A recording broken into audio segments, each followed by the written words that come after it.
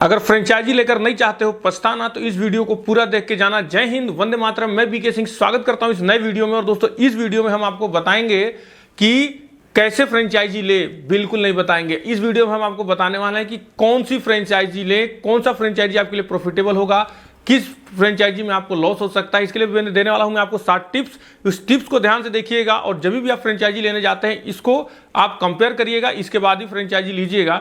इससे पहले हमने एक वीडियो बनाया था जिसके अंदर आपको बताया गया था कि आप एक छोटे से दुकान से कैसे पूरे ऑल ओवर इंडिया में अपने बिजनेस को एक्सपेंशन करके फ्रेंचाइजी मॉडल पे जाएंगे और फ्रेंचाइजी के थ्रू आप ऑल ओवर इंडिया में कैसे एक्सपेंशन करेंगे। अगर देखना चाहते हैं उस वीडियो को, लिंक मिलेगा डिस्क्रिप्शन में जाके आप उस वीडियो को देख सकते हैं। और इस वीडियो का मेन मकसद ये है कि जब आप फ्रेंचाइजी लेते हैं तो क्या क्या चीज आपको समझना है, कैसे आपको लॉस होता है, कैसे फ्रेंचाइजर आपको फंसाता है और कैसे आपको लॉस कराता है और वो अपना प्रॉफिट निकालता है। ध्यान से देखिएगा वो 7 स्ट्रेटेजीज क्या है। पहला है इन्वेस्टमेंट, सेकंड है ब्रांड वैल्यू, थर्ड है फ्रेंचाइजी मॉडल, फोर्थ है फ्रेंचाइजी क्लोजर रेशियो, फिफ्थ है इनकम, सिक्स्थ है फ्रीडम और जो 7th और लास्ट है वो है डॉक्यूमेंटेशन। इन 7 को आपको समझना होगा और इसके बाद ही आपको फ्रेंचाइजी लेना है। देखिए पहला जो है इन्वेस्टमेंट। अब इन्वेस्टमेंट को ध्यान से समझिएगा, ये सबसे इंपॉर्टेंट पार्ट है। ये पहला पार्ट अगर आप समझ जाते हैं तो आप कभी फ्रेंचाइजी लेने से पहले फंसेंगे नहीं। तो इसके अंदर हम बता रहे हैं इन्वेस्टमेंट, और इन्वेस्टमेंट में बताएंगे कि सबसे पहले आपको ध्यान देना है कि फ्रेंचाइजी फी कितनी है। अगर आप इसको समझ जाते हैं तो आपको बिजनेस करने में आसानी होगा और आप कम से कम पैसे में अपना फ्रेंचाइजी ले पाएंगे। तो फ्रेंचाइजी में जो इन्वेस्टमेंट कितना है इसको सबसे ध्यान से समझना है। फ्रेंचाइजी का इन्वेस्टमेंट अगर लो है तो यहाँ पे आपको प्रॉफिट ज़्यादा हो सकता है। कैसे? क्योंकि जो फ्रेंचाइजी में आपने एक मुश्त जो पैसा है वो आपने कम दिया है, तो अगर आप कम कमाएंगे तो भी आप उसको मेंटेन कर पाएंगे। तो जब भी आप फ्रेंचाइजी लेते हैं तो उनसे फ्रेंचाइजी फी के बारे में सबसे पहले पूछना है कि आपकी फ्रेंचाइजी की फी कितनी है। और इसके बाद नेगोशिएशन भी कराना है। नेगोशिएट हर एक कंपनी करती है, कुछ ना कुछ आपको नेगोशिएट करवाना है उसके अंदर। उसके बाद है दूसरा है कि इसके अलावा अदर एक्सपेंसेस क्या होंगे। अब फर्नीचर फिक्सचर कौन लगाएगा, फर्नीचर फिक्सचर अगर वो लगाती है तो आपको कितना इन्वेस्टमेंट करना होगा।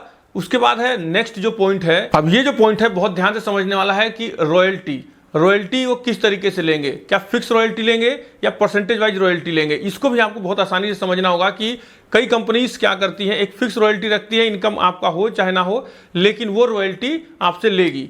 तो इसको भी समझना है। या फिर वो परसेंटेज में अगर रॉयल्टी लेते हैं तो परसेंटेज में कितना रॉयल्टी लेंगे। कई कंपनियां होती है 50 से 60% तक रॉयल्टी लेती है, तो आपको इस चीज़ को भी समझना होगा कि रॉयल्टी वो कितना लेगी। यहां समझने के बाद आप चलते हैं हम नेक्स्ट पॉइंट पे, जो दूसरा है ब्रांड वैल्यू। अब कंपनी का ब्रांड कितना बड़ा है। इसके बाद मैकडॉनल्ड्स, सबवे या इस तरह की बहुत सी बड़ी है, स्टारबक्स है, ये बड़ी बड़ी जो फ्रेंचाइजी है ये बिल्कुल बहुत बड़े लेवल पे प्रेजेंस है, ऑल ओवर वर्ल्ड में काम कर रही है। इसके बारे में सभी लोग जानते हैं। इसका मतलब रेडीमेड कस्टमर है, कस्टमर बिल्कुल तैयार है, जब खुलेगा उसको कस्टमर मिल जाएंगे। एक होता है स्टार्टअप मोड में है, फ्रेंचाइजी का कोई ब्रांड वैल्यू नहीं है और नया स्टार्टअप किया है। और नए स्टार्टअप में आप हमेशा इग्नोर करें कि नया स्टार्टअप जिसके 1-2 फ्रेंचाइजी है उसकी फ्रेंचाइजी ना लेने की कोशिश करें, चाहे वो कितना भी सस्ता हो, चाहे वो फ्री ऑफ कॉस्ट मिल रहा हो, क्योंकि उसके अलावा आपको हर जगह आपको पैसा इन्वेस्टमेंट करना पड़ेगा। इस चीज़ को बहुत ध्यान से समझिएगा। नया स्टार्टअप के अंदर कभी भी किसी फ्रेंचाइजी में इन्वेस्टमेंट ना करें। उससे हमेशा पूछना कि आपकी अब तक कितनी फ्रेंचाइजियाँ ओपन हो चुकी है। अगर नया स्टार्टअप है उसको खुद भी वो मॉडल के बारे में नहीं पता, वो हर 2 महीने हर 3 महीने में इतने चेंजमेंट करेगा कि कस्टमर भी आपका कंफ्यूज जाएगा और आप भी कंफ्यूज जाएंगे कि उस मॉडल को चलाएंगे कैसे। चलिए बात करते हैं next franchisee model. Franchisee model को मैं समझाने की कोशिश कर रहा हूं कि आप समझिएगा। एक होता है ऑटोमेट बिजनेस, एक होता है मैनुअल। अगर आप फ्रेंचाइजी ले रहे हैं तो अगर वो ऑटोमेट बिजनेस है आप उसको आसानी से कर सकते हैं, क्योंकि आप एक स्लीपिंग पार्टनर की तरह काम कर रहे हैं। आपने पैसा इन्वेस्टमेंट किया, आपने एम्प्लॉय रखे, आप रहें चाहे ना रहें, बिल्कुल हर चीज़ डॉक्यूमेंटेशन है, हर चीज़ कंप्यूटराइज सिस्टम पे है। ऑटोमेट सिस्टम होने से आप नहीं भी रहने से फ्रेंचाइजी चलेगा। दूसरा होता है मैनुअल। अगर मैनुअल बिजनेस मॉडल है और मैनुअल अगर फ्रेंचाइजी ले रहे हैं तो मुझे नहीं लगता कि आपको किसी तरीके की फ्रेंचाइजी की जरूरत है। आप मैनुअल मॉडल आसानी से चला सकते हैं। अब मैं आपको यहाँ पे 2 और चीज़ बताने की कोशिश कर रहा हूँ कि ऑटोमेट बिजनेस में क्या होता है कि कई कंपनी, अभी केक की बहुत सी कंपनियां हैं जिसके लोग फ्रेंचाइजी दौड़ के ले रहे हैं। फ्रेंचाइजी क्या करता है, पैसे लेता है, सिर्फ और सिर्फ इनोग्रेशन पे आता है, बाकी उसका कंप्यूटराइज सिस्टम है, उसने सिस्टम पकड़ा दिया। 15 से 20% रॉयल्टी, आप प्रोडक्ट बेचेंगे, सब कुछ आप करेंगे और स्टार्टिंग में आपको एम्प्लॉय हायर करके देगा उस केक के लिए। उसके बाद वो कुछ भी नहीं देने वाला, केवल अपना सॉफ्टवेयर के थ्रू वो पैसे कमा रहा है। तो आपको ऐसी फ्रेंचाइजी लेने की जरूरत नहीं है जहां की केवल वो सॉफ्टवेयर का सपोर्ट दे दिया, किसी तरह के कोई सपोर्ट नहीं है आपको, केवल उसका माइंड यही है कि कैसे वो रॉयल्टी आपसे ले ले, कितना रॉयल्टी कमा ले। तो इस चीज को बहुत ध्यान रखना है कि इसके अलावा आपको क्या क्या सपोर्ट मिलने वाला है। अगर सारा सपोर्ट, सारा काम आप खुद कर रहे हैं और केवल उसने कंप्यूटर का एक डेटा दे दिया है कि आप उसको चलाइए और रॉयल्टी दीजिए, ऐसी फ्रेंचाइजी अवॉइड करना है। दूसरा मैं बात बताऊं, होता है मैनुअल फ्रेंचाइजी। मैनुअल फ्रेंचाइजी का मतलब ये होता है कि दिन भर आपको वहां बैठना है, सारा काम करना है, सारा देखना है। इससे पहले एक बहुत बड़ी कंपनी ऑटो में डील करती है, यानी ऑटो फ्रेंचाइजी देती है। टू व्हीलर में कौन सा, टू व्हीलर रिपेयरिंग की कंपनी। आपको क्या लगता है कि टू व्हीलर रिपेयरिंग की कंपनी का एक बिजनेस मॉडल सक्सेस हो सकता है? तो वहां पे वो बिजनेस मॉडल सक्सेस नहीं हो रहा है। क्यों नहीं हो रहा है? कि जिसने फ्रेंचाइजी लिया पूरे दिन उसको बैठना है, उसके पास एम्प्लॉई है, और आप बहुत अच्छे से जानते हैं कि अगर कोई भी टू व्हीलर की अगर आप फ्रेंचाइजी ले रहे हैं तो कोई भी किसी फ्रेंचाइजी में नहीं जाना चाहता है जहां पे उसका सबसे बढ़िया मैकेनिक होगा, लोग वहीं पर रिपेयर कराते हैं, तो उसका फेल्यूर रेशो भी बहुत ज्यादा है। मैं यहाँ पे ये बताने की कोशिश करूं कि मैनुअल जो फ्रेंचाइजी चलती है, यानी जहां आपको 24 घंटा बैठना है, तो ऐसी फ्रेंचाइजी लेने का कोई फायदा आपको नहीं है। जैसे कि आपने देखा हो कपड़े के अंदर बहुत सी कंपनी है जिनकी फ्रेंचाइजी ले लीजिए, एक बार आपने पैसा लगा दिया, आप रहे ना चाहे, पीस वाइज आता है, पीस वाइज प्रोडक्ट बिकता है। लेकिन अगर आप इसी में आ जाए ऑटो की कंपनी में, बहुत से यूट्यूबरों ने वीडियो बनाया, बड़े बड़े यूट्यूबरों ने वीडियो बनाया कि इसकी फ्रेंचाइजी बहुत बढ़िया है, फ्रेंचाइजी खूब खुल रही है। खुलने के साथ साथ अब हम नेक्स्ट पॉइंट पे बात करेंगे। उसके बाद आपको देखना है फ्रेंचाइजी क्लोजर रेशो। ये बहुत ही इंपॉर्टेंट पॉइंट है इस वीडियो का। फ्रेंचाइजी क्लोजर रेशो से आप ये समझ पाएंगे फ्रेंचाइजर ने अब तक कितनी फ्रेंचाइजी ओपन किया और कितनी फ्रेंचाइजियां क्लोज हो गई। आप जब भी फ्रेंचाइजी किसी भी कंपनी का लेते हैं, उससे पहले जो उसकी एग्जिस्टिंग फ्रेंचाइजी है वहां जाइए, उससे मिलिए, उनसे पूछिए कि आपका फ्रेंचाइजी कैसा चल रहा है, क्या आप कंपनी का सपोर्ट दे पा रही है कि नहीं। अगर फ्रेंचाइजी दुखी है तो फ्रेंचाइजर अपना काम सही ढंग से नहीं कर रहा है। इसके अलावा जो फ्रेंचाइजी कंपनी की बंद हो गई है, उन लोगों से मिलिए, वो आपको डिटेल में जानकारी देंगे कि उनकी फ्रेंचाइजी क्यों बंद हुई। क्योंकि कोई भी अगर पैसे लगाता है तो काम करने के लिए आता है, अगर वहां पे बिजनेस मॉडल उसको पसंद नहीं आया, उसमें परेशानी हुई, तभी जाके उसने बंद किया, क्योंकि उसने पैसे पे किया है, और पैसे पे करने के बाद अगर बंद करता है तो वहां से आपको क्लोजर रेशो पता लग जाए। बहुत सी कंपनियां ऐसी है, आगे उनके फ्रेंचाइजी खुलते जा रहे हैं, लिस्ट बढ़ते जा रही है, आज 150 है, कल 200, कल 300, कल 400, लेकिन पीछे से 100-150 फ्रेंचाइजी ऑलरेडी बंद हो चुकी है।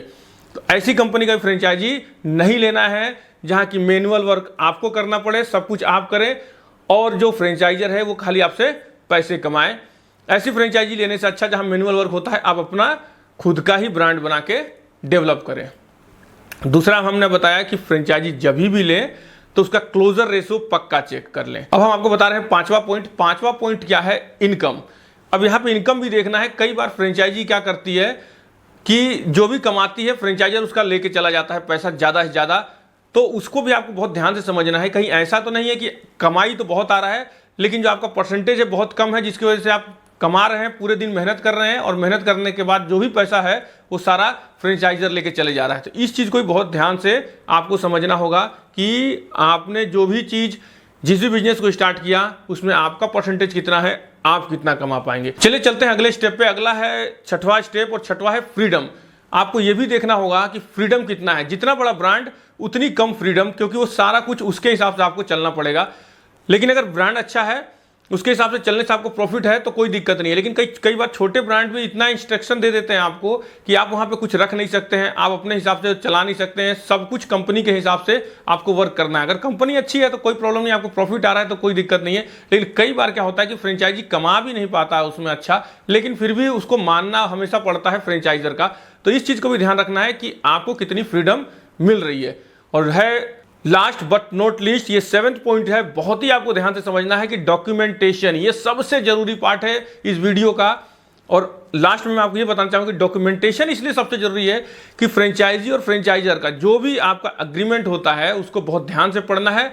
नहीं होगा तो आप किसी लॉयर को ले जाइए, सारे पॉइंट्स को ध्यान से समझिए। कहीं ऐसा तो नहीं है कि फ्रेंचाइजर ने सारे पॉइंट अपने हित की कर लिया है और आपको कोई वहां पे बेनिफिट नहीं मिलने वाला है। फ्रेंचाइजी लेने के बाद आप फंसा हुआ महसूस करें, सारा टर्म्स एंड कंडीशन उसके फेवर में हो। अगर उसके फेवर में होगा आप फ्रेंचाइजी ज्यादा दिन चला नहीं पाएंगे। ये 7 पॉइंट के माध्यम से हमने आपको बताया है कि आप जब भी फ्रेंचाइजी लें, इन 7 मॉडल को बहुत ध्यान से समझ लें, इसके बाद ही फ्रेंचाइजी लेना है। और उम्मीद करता हूं गाइस ये वीडियो आपको पसंद आया होगा। अगर इसका फर्स्ट पार्ट देखना चाहते हैं कि आप अपने एक छोटे से स्टोर से एक बड़ा बिजनेस कैसे खड़ा करेंगे, कैसे फ्रेंचाइजी के मॉडल से या फ्रेंचाइजी देकर अपने बिजनेस का एक्सपेंशन करेंगे, पसंद आ रहा वीडियो तो हमारे वीडियो को करिएगा लाइक, और बताते रहिएगा कमेंट्स में कि और किस तरीके का वीडियो देखना चाहते हैं। मिलेंगे इस किसी और इंटरेस्टिंग वीडियो में, किसी और नॉलेजेबल और फ्रेंचाइजी और बिजनेस रिलेटेड वीडियो में। तब तक के लिए थैंक यू, बाय बाय, जय हिंद।